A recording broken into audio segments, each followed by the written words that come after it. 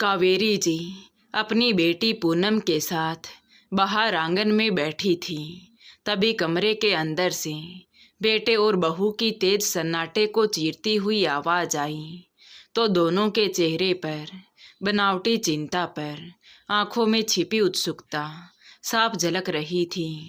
लेकिन सच तो ये था कि बेटे बहू का झगड़ा उनके दिल को सुकून दे रहा था। तभी अंदर से अचानक उनके बेटे संजय की तमतमाई हुई आवाज गूंजी, अरे नौकरी करती हो तो क्या कोई पहाड़ तोड़ने का काम करती हो? तुमने तो ये रोज रोज का नाटक ही बना लिया है और ऐसा दिखाती हो जैसे तुम इस घर की अकेली करता धरता हो। अरे छोटी सी नौकरी है तुम्हारी, तुम कोई पहाड़ तोड़ने का काम नहीं करती। सुनीता जो अब तक खुद को संभाले बैठी थी, उसकी बात सुनकर तिलमिला उठी और पलटकर बोली, तो तुम भी कौन सा पहाड़ तोड़ रहे हो संजय? दिन भर दोस्तों के साथ घूमने, शाम को घर आकर हुकुम चलाना, यही तुम्हारी नौकरी है। यह सुनकर संजय की आंखें गुस्से से लाल हो गई। उसने दांत पीसते हुए कहा, ज़्यादा जुबान मत चला, तुम्हारी नौकरी कोई बहुत बड़ी नौकरी नहीं है। इस छोटी सी तनख्वाह के लिए तुमने घर को ताक पर रख दिया है, एक छुट्टी तक नहीं लेती। अरे मेरी बहन घर आई है, माँ सामने बैठी है और तुम ऐसे अकड़ रही हो जैसे घर तुम्हारे पैसे से चल रहा हो। उसकी आवाज़ में आरोपों की धार थी। वो रुका नहीं और भी जहर उगलते हुए बोला, कल को माँ नहीं रहेगी तो क्या होगा? तुम तो मेरी बहन की इज्जत भी नहीं करोगी। तुम्हें अपनी नौकरी इतनी प्यारी है तो यहाँ रहने की ज़रूरत ही क्या है? बाहर खड़ी माँ बेटी ये सब सुनकर एक दूसरे की तरफ देखने लगी। कावेरी जी ने मुंह पर हाथ रखकर हंसी दबाई और धीमी आवाज में अपनी बेटी से बोली, देखा अब आएगा ऊंट पहाड़ के नीचे। बहुत दिनों से ये अकड़ में थी, अब मजा आ रहा है। पूनम ने भी मुंह तिरछा करके ऐसी हंसी हंसी मानो किसी की हार उसके लिए जीत बन गई हो। लेकिन सुनीता का सब्र अब टूट चुका था। उसने ऊंची आवाज में शब्दों को चाबुक की तरफ फेंकते हुए कहा, हाँ तुम सही कहते हो, मुझे यहाँ रहने की कोई ज़रूरत नहीं है। लेकिन एक बात कान खोलकर सुन लो, मैं नौकरी नहीं छोड़ सकती। ये नौकरी मेरा स्वाभिमान है, मेरा आत्मसम्मान है, जिसे मेरी और मेरी मेहनत की कदर नहीं। उसके साथ में एक छत के नीचे नहीं रह सकती। उसके शब्दों में अब डर नहीं बल्कि एक ठोस फैसला था। संजय ने ठहाका लगाकर कहा, हाँ हाँ तो चली जाओ, तुम्हारे बिना क्या घर नहीं चल सकता? क्या तुम्हारी सैलरी से ही सबका पेट भरता है? और वैसे भी मैं देखता हूँ तुम्हें, तुम्हारे मायके में कौन रखेगा? ये सुनकर सुनीता तिल मिला गई। बस फिर क्या था, उसने झटके से दरवाज़ा खोल दिया। दरवाज़ा खोलते ही सामने खड़ी माँ बेटी को देखकर वो एक पल को ठिठक गई। कावेरी जी ने बनावटी घबराहट दिखाते हुए कहा, हम तो बस देखने आ रहे थे कि इतना क्यों झगड़ रहे हैं? अरे जरा शर्म है कि नहीं? इतनी जोर से चिल्ला रहे हो कि पूरा मोहल्ला सुन रहा है। उनके शब्दों में उपदेश था लेकिन आंखों में कोई पछतावा नहीं। कावेरी जी बोलती रही मगर सुनीता के कदम रुके नहीं। वो बिना कुछ कहे रसोई में गई, एक गिलास पानी पिया जैसे खुद को संभाल रही हो और फिर सीधे कमरे में आकर अपने बैग में कपड़े रखने लगी। कपड़ों की आवाज़ कमरे की खामोशी को और भी भारी बना रही थी। ये दृश्य देखकर कावेरी जी की भौहें तन गई। उन्होंने तुरंत आंखों से संजय को इशारा किया। जैसे ही वो कमरे से बाहर निकली तो संजय भी पीछे पीछे आ गया। बाहर आते ही कावेरी जी ने दबी आवाज में कहा, ये महारानी कहाँ जा रही है? अरे मैंने तो तुझे इसे सबक सिखाने को कहा था, घर से निकालने को थोड़ी कहा था। धमकी तक ठीक था लेकिन ये तो सच में जा रही है तो घर कौन संभालेगा? संजय ने झुंझलाकर कहा, माँ मैं वही कर रहा हूँ जो आपने कहा था। अब बीच में मत बोलिए, इसे समझना चाहिए कि घर कैसे चलता है। तभी पूनम ने भी बात में नमक डालते हुए कहा, माँ जाने दीजिए ना, भाई कुछ सोच समझकर ही कर रहा होगा। आखिर इस महारानी की अकल को ठिकाने जो लगाना है। अंदर कमरे में सुनीता बैग में कपड़े रखती रही और बाहर तीनों के शब्द हवा में गूंजते रहे। कुछ देर में ही सुनीता बिना पीछे मुड़े अपना बैग कंधे पर डालकर मायके चली गई। दरवाजा बंद होने की आवाज़ ऐसी थी जैसे घर के भीतर जमा हुआ सारा जहर इस एक झटके में बाहर निकल गया हो। कुछ पल तक घर में अजीब सी खामोशी छाई रही। फिर वही खामोशी कावेरी जी की झुंझलाहट भरी आवाज़ से टूट गई। देखा, चली गई ना, अरे छुट्टी करने की तो बात थी। कावेरी जी ने माथे पर हाथ मारते हुए कहा, तू तो सुबह सुबह ऑफिस निकल जाएगा, फिर मैं क्या अकेले इस पूरे घर को संभालूंगी। बहू के जाने का मतलब ये नहीं कि जिम्मेदारियां भी चली गईं। उनकी आवाज़ में चिंता कम और शिकायत ज़्यादा थी। संजय ने कुर्सी पर धड़ाम से बैठते हुए कहा, माँ आप ही तो रोज़ कहती थी कि पूरे दिन स्कूल चली जाती है और घर का कोई काम नहीं करती। अब जब चली गई है तो आपको राहत मिलनी चाहिए। ये सुनते ही कावेरी जी एक पल को अटक गई, फिर हकलाकर बोली, अरे मैं तो बस ऐसे ही कह देती थी। मेरा मतलब था कि वो नौकरी छोड़ दे या छुट्टी कर ले। तू तो उसका पति है, उससे कहना चाहिए था कभी कभी घर को भी समय दे। मैंने थोड़े ही कहा था कि उसे भगा दे। और सुन, अब ज़्यादा समझदार मत बन। घर की औरत घर छोड़कर चली जाए तो ये कोई छोटी बात नहीं है। इतने में पूनम ने बीच में ही कूदते हुए कहा, अरे माँ जो हुआ अच्छा हुआ है। वो रोती रहती थी तो मैं और आप कितना संभल संभल कर बोलते थे। आवाज़ भी धीमी रखनी पड़ती थी जैसे कोई पराया बैठा हो। अब हमारी बातें सुनने वाला कोई नहीं है। अब तो खुलकर सांस ले सकते हैं। उसकी आवाज़ में खुशी साफ झलक रही थी। तभी कावेरी जी ने पूनम की तरफ देखते हुए कहा, अब तू ही तो कह रही थी कि जब तू आती है तो भाभी छुट्टी क्यों नहीं करती। तू ही तो चाहती थी कि वो घर में रहे और तेरी सेवा में लगी रहे। और अब जब वो चली गई है तो खुश हो रही है। तू ही तो कहती थी कि मैं यहाँ आराम करने आई हूँ, काम करने नहीं। अब आराम भी चाहिए और काम भी कोई और करे। ये कैसी अक्ल है पूनम। तो पूनम ने बेपरवाही से कंधे उचकाए, काम भी हो जाएगा माँ, इतना कौन सा पहाड़ टूट पड़ा है।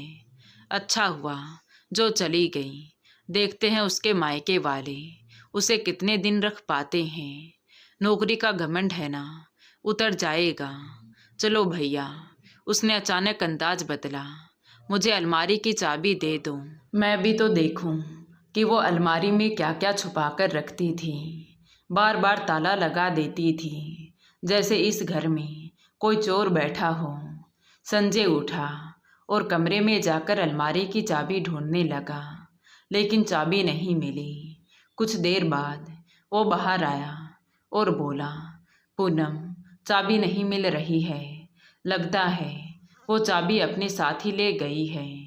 ये सुनते ही कावेरी जी की आंखों में जैसे आग सुलग गई। क्या? उन्होंने चीखते हुए कहा, चाबी ले गई? किस हक से? अलमारी में क्या उसकी जायदाद है? इस घर में बेटे का भी सामान है, मेरा भी है, ऐसे कैसे ताला लगाकर चली गई? फिर उन्होंने संजय की तरफ देखकर गुस्से से कहा, तूने उसे चाबी ले जाने क्यों दिया? पति होकर भी इतना बेबस हो गया। पूनम ने भी गुस्से में कहा, भैया ये तो हद हो गई है, आप कुछ बोलते क्यों नहीं? अभी फ़ोन लगाइए और चाबी मंगाइए उससे, उसे समझाइए कि ये उसका मायका नहीं है, जो चाहे उठा ले जाए। संजय ने झल्लाकर फ़ोन उठाया और सुनीता को कॉल किया। 1 बार, 2 बार, 3 बार फ़ोन बजता रहा, लेकिन उधर से कोई जवाब नहीं आया। फ़ोन नहीं उठा रही। उसने खिंचकर कहा, अब तो कावेरी जी सचमुच माथा पीटने लगी। न जाने मेरे नसीब में कैसी बहू लिखी थी।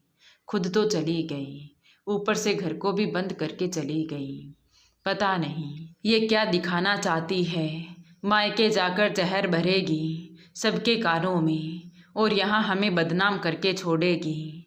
इतने में दरवाजे के बाहर से आवाज़ आई, कावेरी अंदर हो कि नहीं। ये पड़ोसन शारदा की आवाज़ थी। आवाज़ सुनते ही कावेरी जी की आंखें फैल गई। उन्होंने फुसफुसाकर कहा, लो अब ये भी आ गई। लगता है मोहल्ले में खबर फैल गई है। शारदा के आने का मतलब साफ है, पूछताछ करने आई है। ये तो पूरे मोहल्ले की रिपोर्टर है। फिर उन्होंने संजय की तरफ देखकर कहा, देखो बहू के जाते ही तमाशा शुरू हो गया है। पूनम ने होठ सिकोड़कर कहा, चलो माँ, मैं और आप ही चलते हैं, देखते हैं क्या पूछती है। इसे भी कुछ मसाला चाहिए। संजय ने गुस्से में कहा, आप दोनों इस रिपोर्टर को संभालो, मैं इधर सुनीता को फ़ोन करता हूँ। चाबी ले जाने की हिम्मत कैसे हुई उसकी। जैसे ही कावेरी जी और पूनम बाहर की ओर बढ़ी, संजय ने कमरे का दरवाज़ा अंदर से बंद कर दिया और फिर से फ़ोन मिलाया। उधर दरवाजे पर शारदा जी खड़ी थी और इधर कमरे के भीतर संजय का गुस्सा बढ़ रहा था। घर के हर कोने में तनाव फैल चुका था और ये साफ था कि आग अभी बुझने वाली नहीं थी। उधर सुनीता ने बैग ऑटो में रखा तो बैठते ही जैसे वो किसी दूसरी ही दुनिया में चली गई। सड़क के दोनों ओर भागते नज़ारे उसके आंखों के सामने थे, मगर उसका मन पीछे छूटे उन्हीं शब्दों में उलझा हुआ था जो आज नहीं तो हर 15 दिन में उसके कानों में जहर की तरह घोले जाते थे। ऑटो की खड़खड़ाहट के बीच भी उसे साफ याद आ रहा था कि कैसे पूनम के आने का मतलब होता था तनाव, ताने और उसकी नौकरी पर बार बार उठती उंगलियां। हर 15 दिन में पूनम का वही ड्रामा, माँ भाभी कहाँ है, मैंने कहा था ना जब मैं आऊँ तो भाभी घर पर होनी चाहिए। और कावेरी जी का वही जवाब, अरे मैं तो हमेशा ही कहती हूँ, लेकिन वो सुनती कहाँ है। नौकरी के पीछे ऐसी पड़ी रहती है जैसे घर कोई मिनिस्टर हो। इस बार तो पूनम ने आने से पहले ही फ़ोन पर फरमान सुना दिया था, माँ भाभी से साफ कह देना छुट्टी ले ले, मैं कुछ दिन सुकून से रहना चाहती हूँ, ढंग का खाना खाना चाहती हूँ। लेकिन जब पूनम आई और सुनीता घर पर नहीं थी तो वो और भड़क गई। कावेरी जी ने भी जैसे तय कर लिया था कि आज बहू को सबक सिखाकर ही दम लेंगी। 4 बजे सुनीता स्कूल से लौटी तो बैग उतारने का मौका तक नहीं मिला कि कावेरी जी ने तीखी आवाज़ में कहा, बहू तुझे कितनी बार कहा है कि जब ननद आए तो घर पर रहा कर। इस छोटी सी नौकरी के लिए ऐसे भागती है जैसे लाखों कमाती हो। अरे आज मेरे सामने इतनी अकड़ दिखा रही है, कल को मेरे बाद क्या करेगी। मेरी बेटी की कदर भी नहीं करेगी। पूनम भी पीछे नहीं रही, उसने कुर्सी से बैठे बैठे ही ताना मारा, भाभी मेरे आने पर आप छुट्टी क्यों नहीं करती। लगता है आपको अपनी ननद की कोई इज्जत ही नहीं है। कावेरी जी ने तुरंत हामी भरी, अरे हमारे ज़माने में ननद आती थी तो बहुएं सारा काम छोड़कर ननद की सेवा करती थी, और एक ये है नौकरी के आगे इसे कुछ सूझता ही नहीं है। ये सुनकर सुनीता का धैर्य टूट गया। उसने थके मगर सख्त स्वर में कहा, माँ जी मैं कितनी बार छुट्टी कर सकती हूँ, ये भी तो सोचिए। बार बार छुट्टी करूँगी तो नौकरी चली जाएगी। दीदी तो हर 10 दिन में आती है, तो क्या मैं हर 10 दिन में छुट्टी लूँ। इतना सुनते ही माहौल और गर्म हो गया। पूनम चिल्ला उठी, वाह उल्टा चोर कोतवाल को डांटे, गलती तुम्हारी है और जुबान इतनी तेज। मेरी माँ से मेरे सामने बहस कर रही हो तो मेरे पीछे क्या करती होगी। यही इज्जत है इस घर में। सुनीता ने तुरंत पलटकर कहा, दीदी बात को घुमाइए मत, मुद्दा छुट्टी का है और मैं छुट्टी नहीं कर सकती। मेरी भी कोई पहचान है। कावेरी जी ने जहरीली नज़रों से देखते हुए कहा, तेरी नौकरी से घर नहीं चलता। आ जाने दे संजय को, मैं तेरी नौकरी छुड़वा कर ही रहूँगी। मैं भी देखती हूँ माँ जी, कौन मेरी नौकरी छुड़वाता है। सुनीता ने ठंडे मगर चुनौती भरे स्वर में कहा और कमरे में चली गई। उस दिन उसने न खाना खाया, ना किसी से बात की। शाम को चाय बनाई, दोनों को थमाई और अपनी चाय लेकर चुपचाप कमरे में बंद हो गई। बाहर दोनों माँ बेटी एक दूसरे से कहती रही, देखा तो कितना नाटक कर रही है। शाम को संजय आया तो कावेरी जी ने शिकायतों का पिटारा खोल दिया। तेरी महारानी को छुट्टी नहीं करनी, कौन सी प्रधानमंत्री है, इसकी तनख्वाह से घर चलता है क्या। जितनी शिद्दत से नौकरी करती है उतनी शिद्दत से ननद की सेवा कर लेती तो क्या बिगड़ जाता। संजय के भीतर जमा गुस्सा फूट पड़ा और वो कमरे में जाते ही सुनीता पर बरस पड़ा। बहस तेज होती चली गई और बाहर माँ बेटी कान लगाकर हर शब्द सुनती रही। ऑटो में बैठे बैठे सुनीता इन्हीं बातों में डूबी थी कि अचानक फ़ोन बजा। स्क्रीन पर संजय का नाम चमक रहा था। उधर घर में शारदा देवी आ धमकी थी, कावेरी आज तेरी बहू को अकेले जाते देखा, क्या बात है। अब तो कावेरी जी घबरा गई। अरे उसकी माँ की तबीयत खराब है इसलिए गई है। शारदा ने तुरंत टोका, तो बेटा घर में था, वो साथ क्यों नहीं गया। ऐसे समय में तुमने बहू को अकेले क्यों जाने दिया।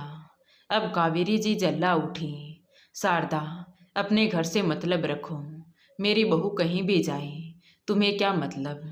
इतना सुनते ही शारदा जी मुंह बनाकर चली गई। दरवाज़ा बंद होते ही कावेरी जी बोली, पूनम जा चाय बना ली, सर दर्द हो गया है। पूनम ने झल्लाकर कहा, माँ सर में दर्द तो मुझको भी हो रहा है, अब चाय बनाना तो मुझसे भी नहीं होगा। कावेरी जी भड़क उठी, अरे तू तो अपने घर चली जाएगी मगर मुझे तो चाय वही देगी। तभी पूनम ने मुंह बनाकर कहा, माँ मैं भैया से कहती हूँ चाय बनाने को। ये कहकर पूनम जब संजय के कमरे के बाहर पहुँची तो अंदर से उसकी आवाज़ आई, सुनीता अब तुम तब तक मत आना जब तक मैं ना कहूँ। रोज़ रोज़ के झंझट से मैं भी थक गया हूँ। पूनम को बस आराम चाहिए, तुम क्यों उसकी खातिर छुट्टी करोगी। ये सुनते ही पूनम का चेहरा तमतमा गया। उसने दरवाज़ा पीटना शुरू कर दिया। कावेरी जी भी दौड़ी आई। दरवाज़ा खुला तो पूनम चिल्लाई, मैंने सब सुन लिया है भैया, तुम दोनों ने मिलकर हमें बेवकूफ़ बनाया है। संजय हक्का बक्का रह गया। कावेरी जी ने कभी बेटे को देखा तो कभी बेटी को, फिर बिना कुछ कहे ड्राइंग रूम में जाकर बैठ गई। घर में सन्नाटा था मगर वो सन्नाटा तूफान से पहले की खामोशी था। पूनम बार बार कावेरी जी से कह रही थी लेकिन कावेरी जी सोफे पर चुपचाप बैठ गई तो कमरे में पसरा सन्नाटा और भी भारी हो गया। उनकी खामोशी में बहुत कुछ उबल रहा था मगर शब्द बाहर नहीं आ रहे थे। यही खामोशी पूनम को चुभ गई। वो तुनक्कर बोली, अब चुप क्यों हो गई माँ, अपने बेटे को कुछ कहती क्यों नहीं। पहले तो बहू ही काम की नहीं थी, अब तो आपका बेटा भी जोरों का गुलाम बन चुका है। घर में आपकी कोई सुनता ही नहीं। पूनम के शब्दों में जहर था मगर इस बार संजय चुप रहने वाला नहीं था। उसने सख्त लहजे में कहा, पूनम ज़्यादा बोलने की ज़रूरत नहीं है, ये सब तेरी वजह से हुआ है। मैं रोज़ रोज़ तेरी वजह से अपनी पत्नी को परेशान नहीं कर सकता। तू चाहती क्या है कि हमारे बीच हर वक्त लड़ाई होती रहे। उसने एक गहरी सांस ली और फिर कड़वाहट से बोला, और हाँ मुझे सब पता है। जब मैं और सुनीता लड़ रहे थे तुम और माँ बाहर खड़ी होकर मज़े ले रही थी। तू कैसी बहन है जो भाई का घर टूटता हुआ देखकर खुश हो रही थी। पूनम का चेहरा तमतमा गया। उसने तुरंत माँ की तरफ देखा और शिकायत भरे स्वर में बोली, देखो माँ, भाई मुझसे किस तरह बात कर रहा है। मैं इस घर की बेटी हूँ, कोई गैर नहीं। इतना सुनते ही कावेरी जी अचानक खड़ी हो गई।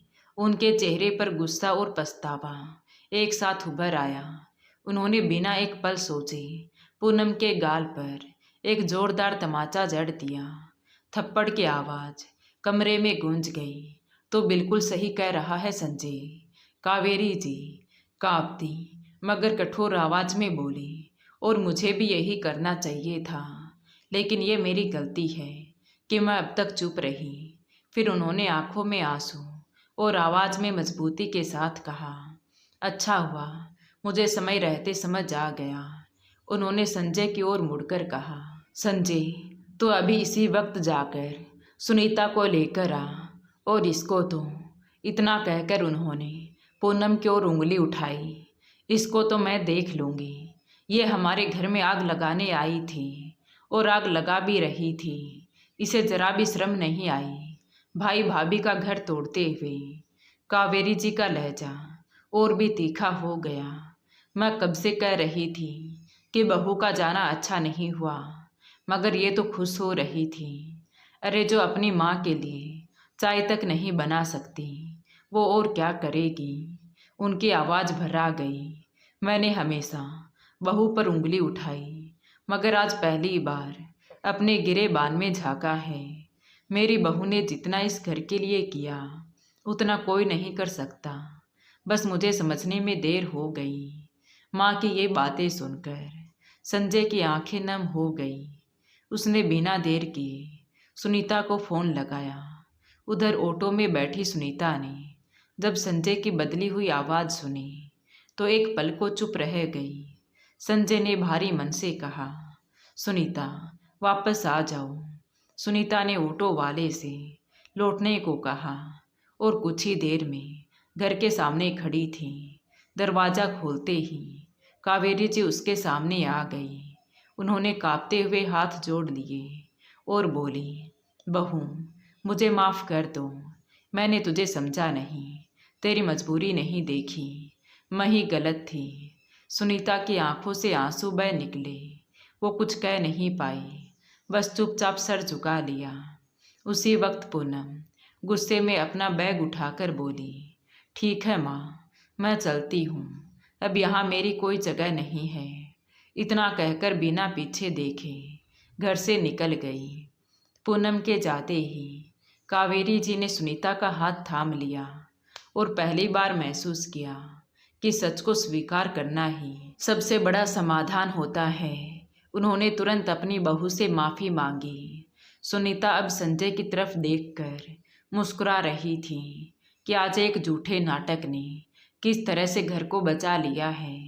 आंखों ही आंखों में वो संजय को धन्यवाद दे रही थी, जिसने बंद कमरे में इशारों से कहा था कि तुम सच में चली जाओ, तभी इन दोनों को अकल आएगी। और कावेरी जी को सचमुच समय रहते अक्ल आ गई थी। तो दोस्तों, सुनीता का सबक आपको कैसा लगा कमेंट करके ज़रूर बताएं। कहानी अच्छी लगी हो तो प्लीज़ वीडियो को लाइक करें, शेयर करें और हमारे चैनल कहानी विद देवांशी को सब्सक्राइब ज़रूर करें। Thank you.